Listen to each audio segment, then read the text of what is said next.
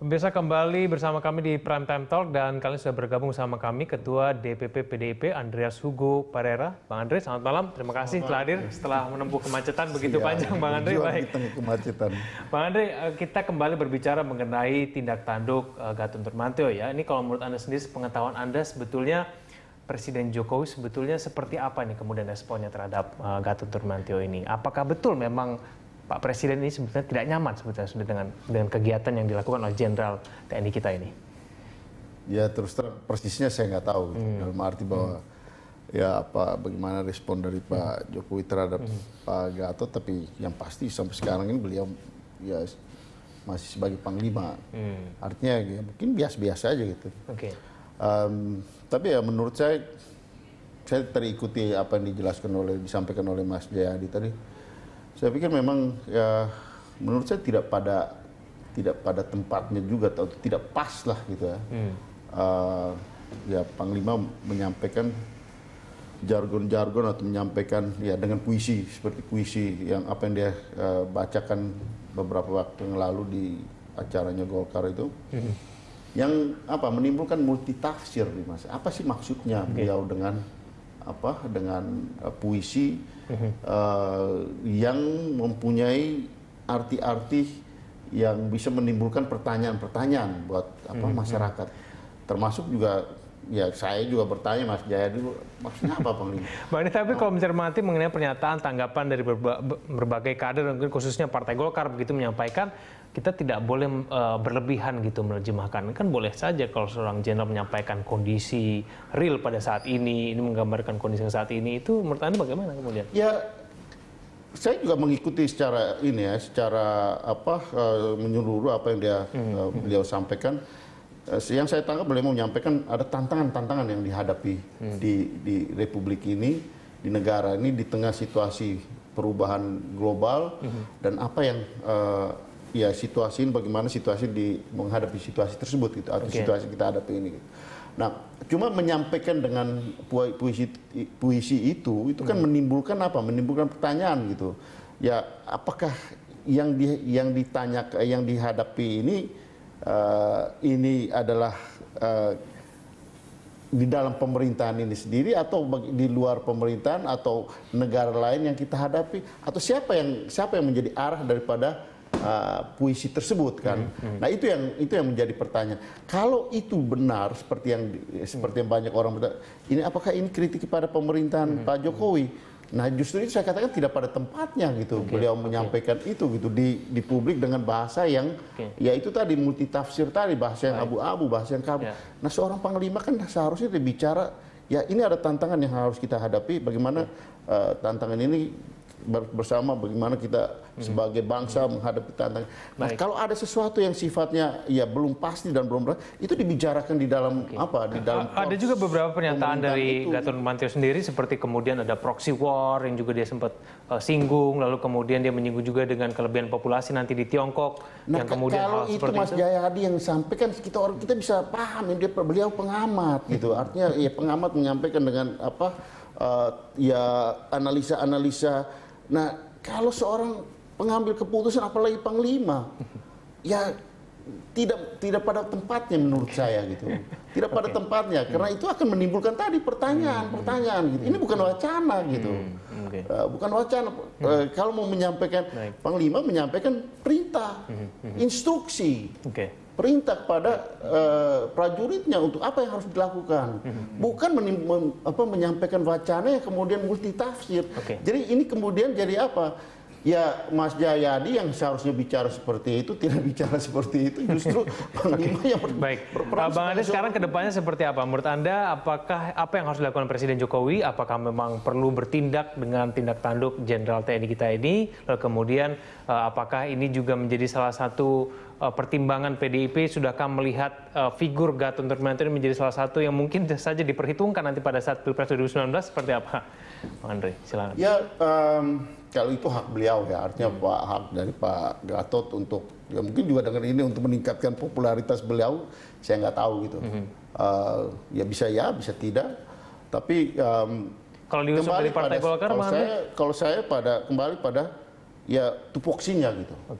Sebagai seorang panglima, sebagai seorang ya jenderal, dia apa yang dia harus lakukan adalah bagaimana memimpin dan menghadapi situasi dengan instruksi perintah-perintah apa yang dia harus dilakukan.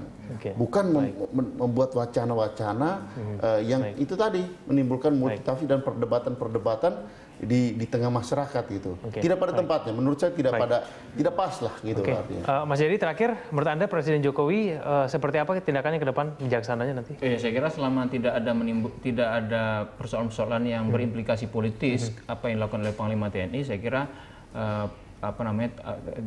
Presiden jangan mengambil tindakan-tindakan yang berlebihan yang justru menimbulkan tindakan kontraproduktif. Tetapi saya kira perlu memang untuk mengingatkan Panglima TNI melalui jalur-jalur yang tersedia bahwa dia harus seperti kata Bang Andre, strict dengan tugas-tugas dia. Kalau membuat pernyataan jangan multitafsir. Kalaupun memang puisi itu kan kebiasaan orang Melayu biasa ya, masyarakat yang orang suka juga dengan puisi. Kalaupun dia memang mau membaca puisi harus diberi penjelasan terlebih dahulu. Saya membacakan puisi, yang saya maksud adalah begini-begini.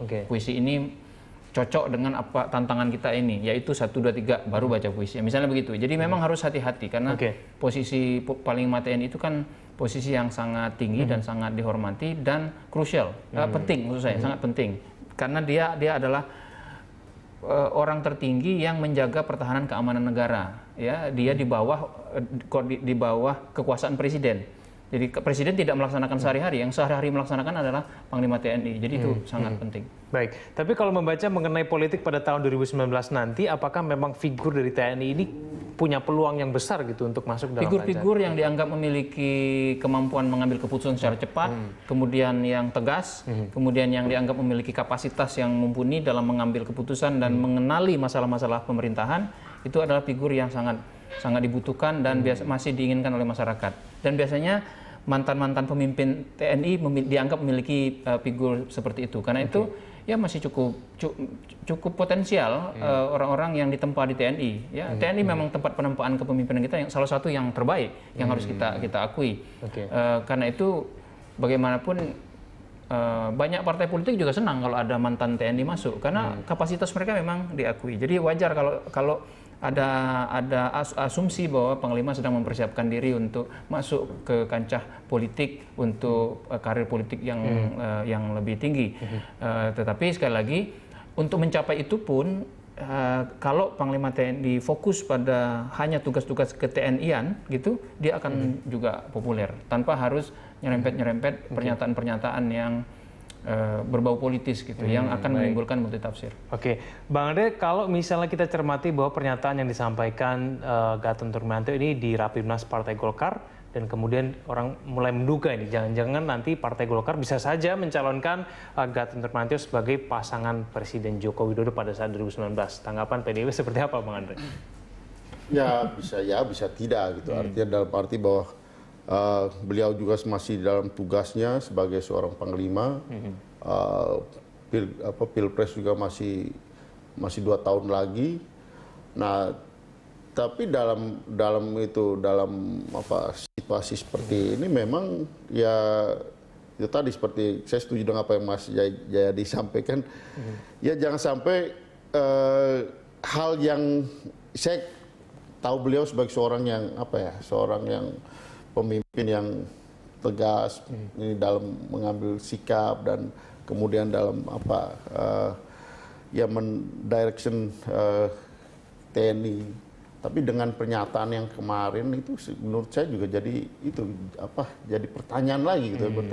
Tapi Anda melihat komunikasi selama ini antara Presiden Jokowi dengan Jenderal Gatot ini seperti apa? Apakah kemudian dugaan orang mengatakan bahwa Presiden Jokowi sebenarnya sudah mulai tidak nyaman, itu sebenarnya sudah nggak benar gitu? Sebenarnya komunikasi antara ini masih baik-baik saja, seperti apa sebetulnya? Setahu saya selama ini berjalan ya biasa-biasa aja, artinya tidak ada sesuatu hal yang luar biasa. Nah, cuma ya kalau dengan apa yang dia sampaikan seperti ini kan jadi menimbulkan pertanyaan gitu kan.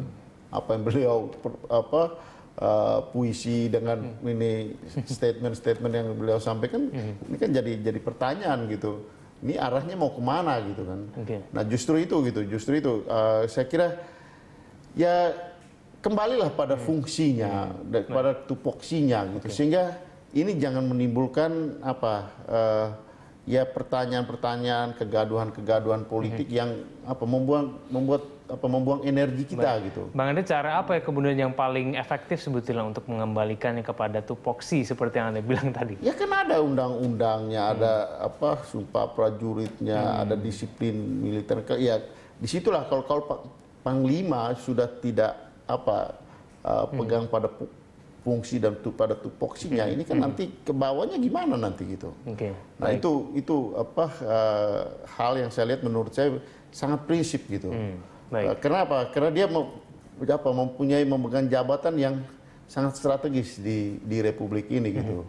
Sehingga kalau beliau sendiri tidak menimbulkan pertanyaan-pertanyaan, statement yang abu-abu, kan bagaimana dengan prajuritnya? Bagaimana prajuritnya akan bertanya, Panglima ini mau kemana arahnya? Karena prajurit itu berhadapan dengan perintah gitu, bukan berhadapan dengan hal-hal yang harus dia interpretasikan lagi, dia pertanyakan lagi gitu. Yang dia lakukan adalah perintah, instruksi apa yang harus dilakukan. Kalau betul Partai Golkar mencalonkan Gatot Nurmantio sebagai cawapres Jokowi, sikap PDIP seperti apa, Bang Andre? Ya, saya tidak mau berandai-andai gitu. Tapi dalam posisi ini itu tadi gitu, jangan menimbulkan pertanyaan-pertanyaan karena itu akan implikasinya pada institusi yang dipimpinnya gitu. Kalau memang mau masuk ke politik ya mundur. Harus tegas gitu. Kalau sekarang memang saya mau masuk ke dalam politik, mundur, silakan mundur gitu. Dan masuklah ke dalam wilayah politik gitu. Jadilah seorang politisi gitu. Jangan kemudian ada di dalam wilayah abu-abu kemudian ini kan mengorbankan masyarakat itu, mengorbankan bangsa ini, mengorbankan institusi yang dipimpinnya gitu. Jadi jangan memanfaatkan institusi yang begitu strategis, begitu penting untuk ambisi pribadi atau kepentingan pribadi, kepentingan politik pribadi. Saya tidak mengatakan seperti itu, tapi kalau itu terjadi kan tidak bagus untuk bagaimana track record di dunia politik yang demokrasi yang sedang kita bangun ini. Gitu. Nah, jadi ini kan mungkin Pak Gatot tidak merasa, Pak Gatot merasa tidak ada masalah dengan apa yang dia lakukan segala macam ya.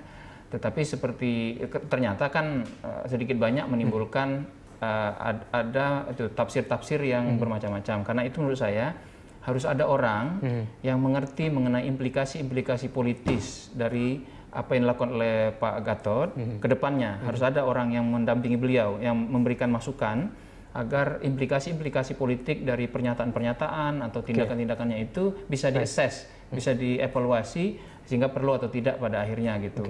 Nah, ini kan kalau memang presiden merasa nggak nyaman ya harus ada yang presiden ya harus.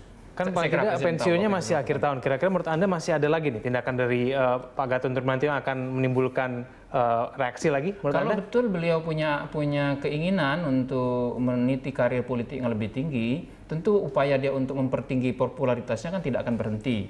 Tapi menurut seperti kata Bang Andre, itu sah saja, boleh saja itu hak beliau. Dan menurut saya tanpa membuat pernyataan-pernyataan yang kontroversial pun, dia bisa tetap meningkatkan popularitasnya. Sebab kalau dia menjadi Panglima TNI yang betul-betul dianggap masyarakat tegas, mengayomi anak buahnya, kemudian betul-betul bekerja secara sistematis di seluruh Indonesia, maka dia akan sangat populer. Seperti Panglima-Panglima TNI yang lama yang juga tetap sebagai Panglima TNI yang baik, tapi terkenal gitu. Baik. Mas Jadi terima kasih. Terima kasih sama kami. Selamat malam. Bang Ade, terima kasih. Selamat malam. Selamat malam.